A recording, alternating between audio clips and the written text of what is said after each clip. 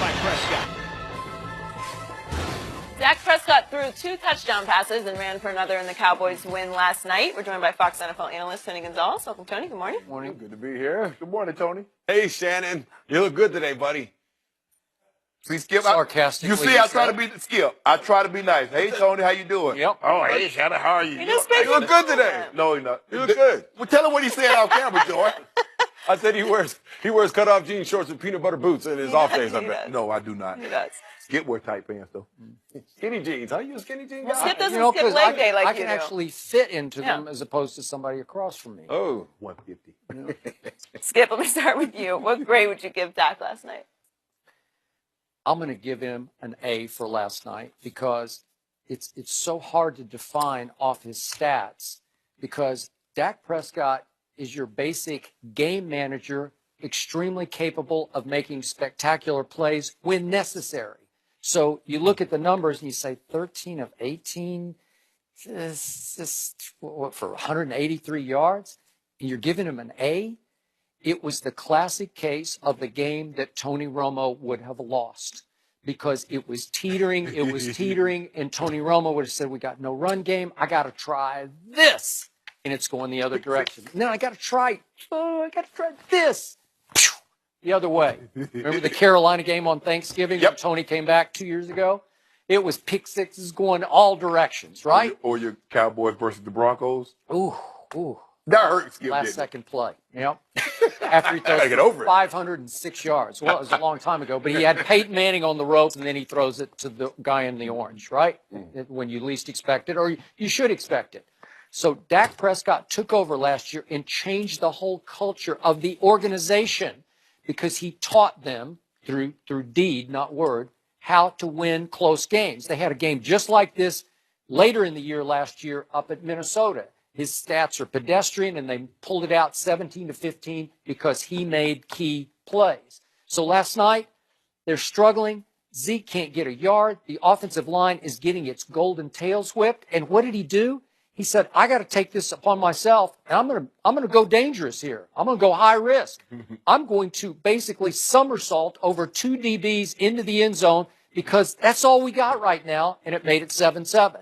And then he makes 2 plays on the run out of the pocket to somebody people forget about as underrated and underpublicized receivers they have. Bryce Butler, the only player he has who can, because Dez can't get behind anybody anymore, as we talked about the other day.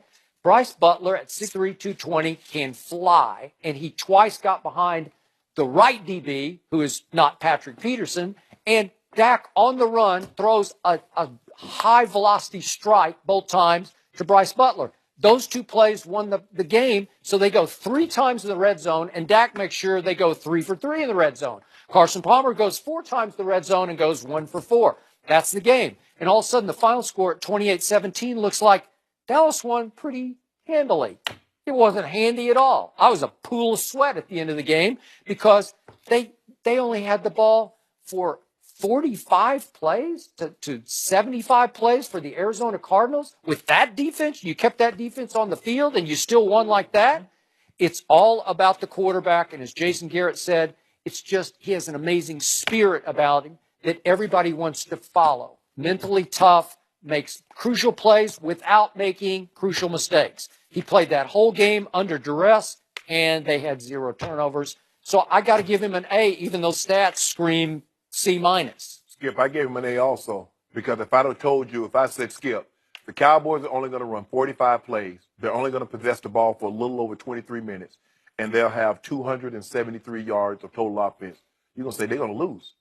Well, but the reason why he got an A is that he didn't force the issue, and he played error-free football. They really control Zeke. You mentioned it. 15 of his 18 carries went for 17 yards. Yeah. He got the bulk of that 88 in 3 carries. He did. So basically, we're asking Dak Prescott to make plays, but don't put the ball in harm's way. Do you know how hard that is?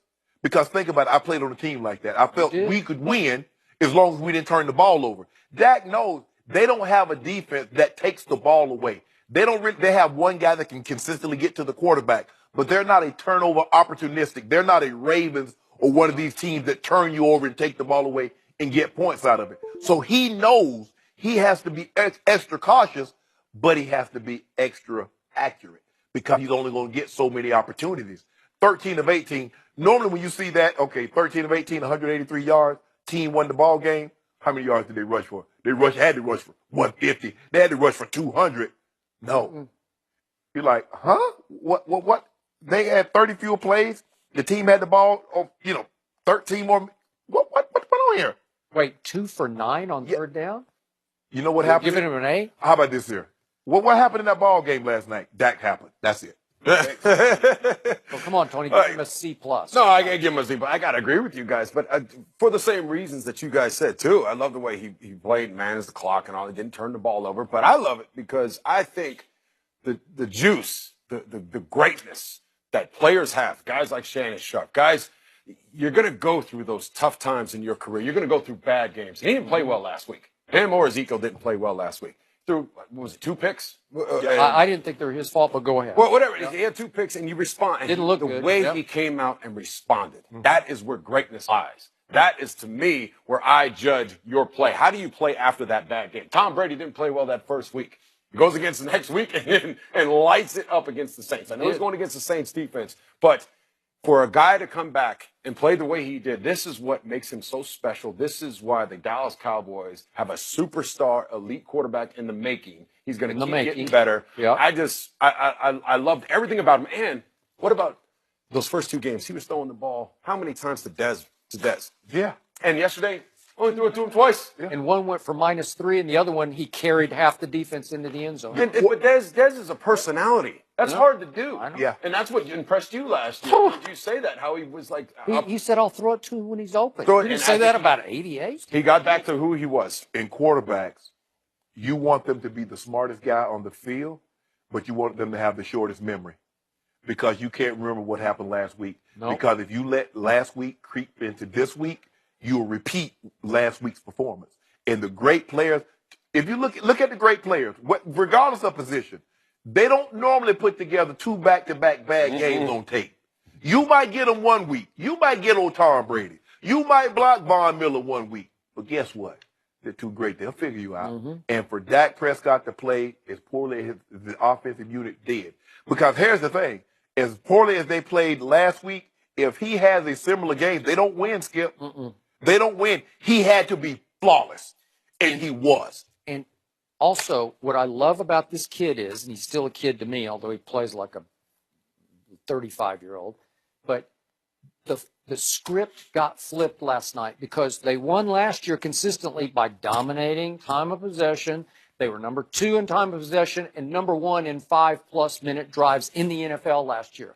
That'll work because you're going to keep that for average defense over there. Correct. The average defense was out there in the sweat bath last night for 75 plays, but it's upside down, and the quarterback says, oh, well, maybe we got to do this, this, and this. So on 3 plays, he won a game that for a while I didn't think they were going to survive. Yeah, and the way, and I'll take it even further. In fact, for me, I look at the players. I judge a player by how he responds after that bad game. You know, after a bad game, you were like, the next game, I can't wait to get back out there. And then you put it all on the line. The way they were quarterback lead powers, jumping over. Like, I was like, oh, don't hurt yourself when he drove into the end zone. I just thought it was great. That is where greatness lies, right in there, in how you respond to the bad times. That guy, the game came down to 3 plays. It did. He made all 3 of them. He did. Sometimes it comes down to 1 play.